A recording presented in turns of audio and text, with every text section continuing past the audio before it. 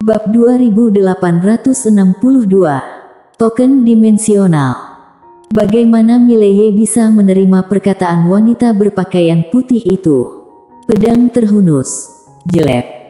Kepala cantik wanita berbaju putih terbang langsung, dan darah berceceran beberapa kaki jauhnya, sangat berdarah. Terbunuh. Kepala cantik wanita berpakaian putih terbang dengan mata terbuka lebar, penuh rasa tidak percaya. Dia tidak pernah menyangka bahwa sang kultivator pedang berbakat di hadapannya ini akan berani membunuhnya. Apakah tidak bertanya dulu dari mana asalnya? Tidak bertanya apakah dia punya pendukung? Begitu ceroboh. Di sisi lain, sekelompok master yang siap beraksi kapan saja juga telah tercengang saat ini. Satu pedang. Pengurus Zhang baru saja dibunuh dengan satu jurus pedang. Buset. Tetua berjubah hitam pemimpin itu bergulir jakunya, lalu dia melihat ke arah Mileye. Kali ini Mileye juga menoleh ke arahnya.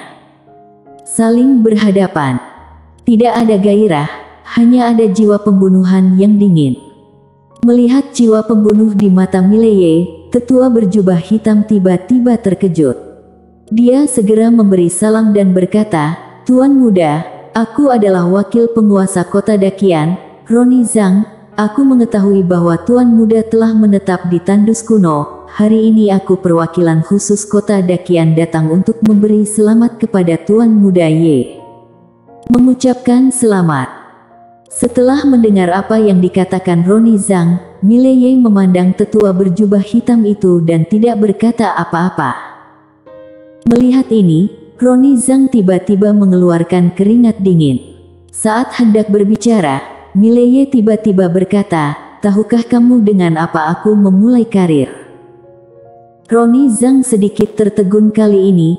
Mileye berkata lagi, dengan curang. Mendengar ini, pupil Roni Zhang tiba-tiba menyusut. Detik berikutnya, ekspresinya berubah menjadi ganas. "Apakah kamu akan bertarung sampai mati?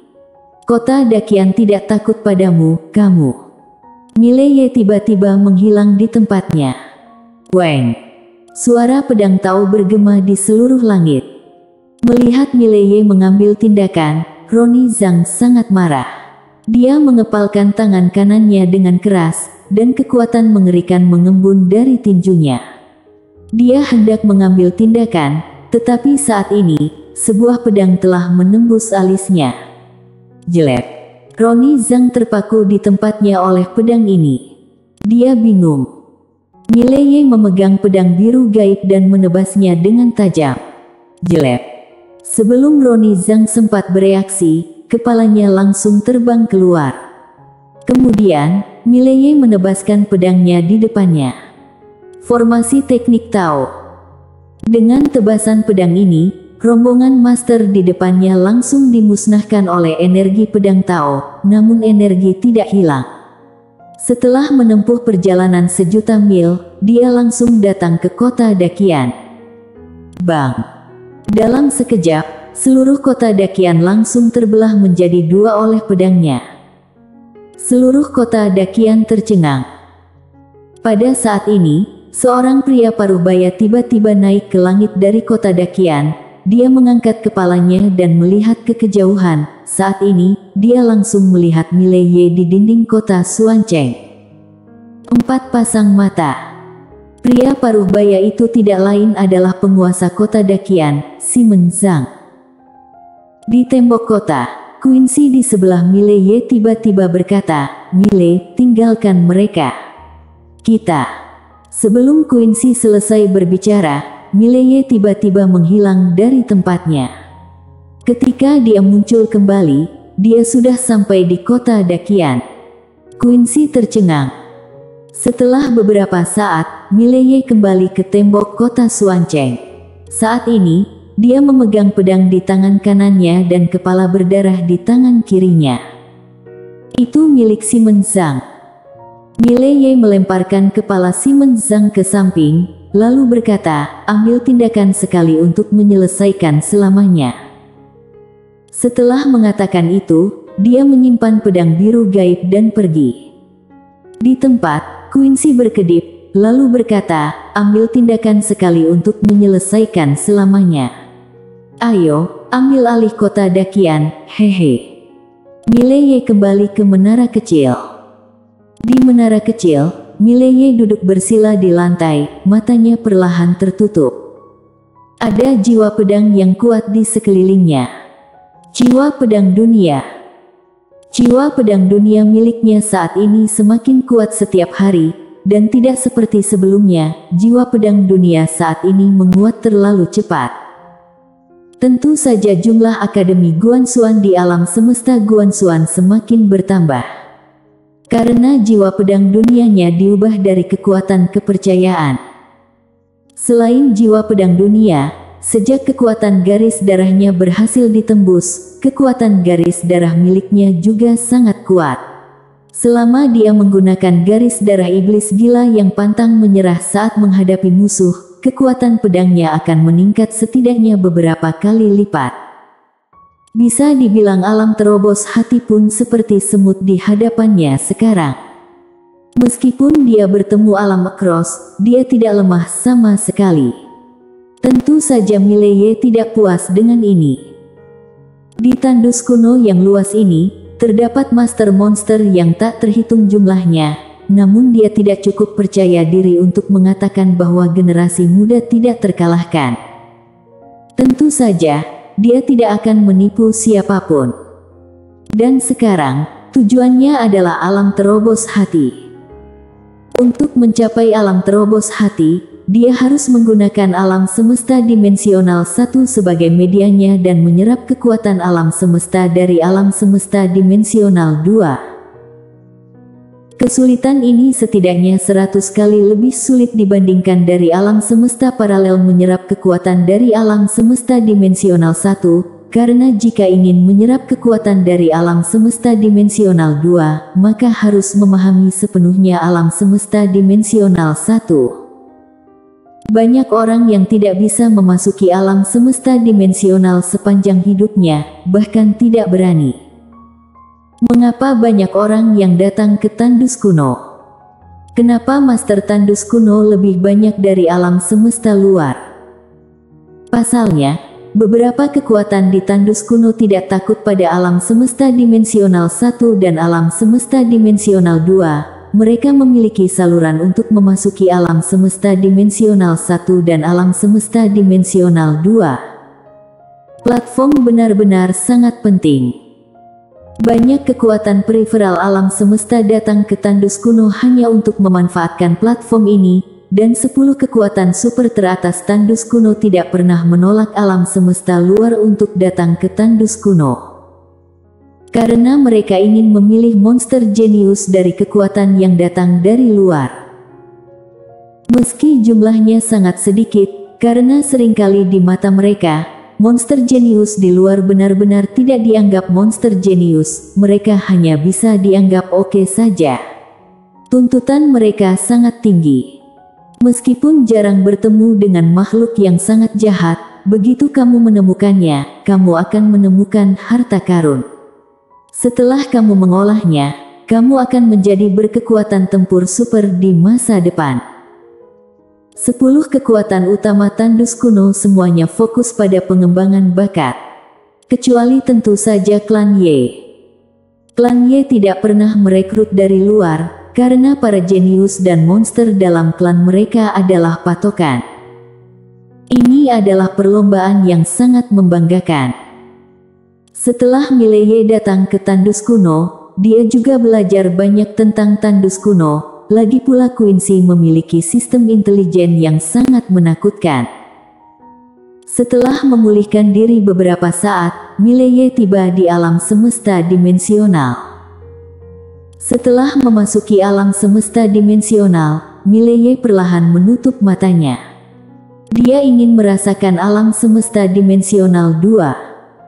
Sayangnya, setelah merasakan untuk waktu yang lama, tidak ada sehelai rambut pun yang terdeteksi. Mileye membuka telapak tangannya dan menusuk dengan pedangnya.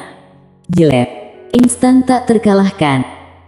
Di alam semesta dimensional 1, dia melakukan instan tak terkalahkan. Dia ingin melihat apakah dia bisa melompat ke alam semesta dimensional 2. Mileye yang baru saja mencobanya dengan santai pun langsung tercengang.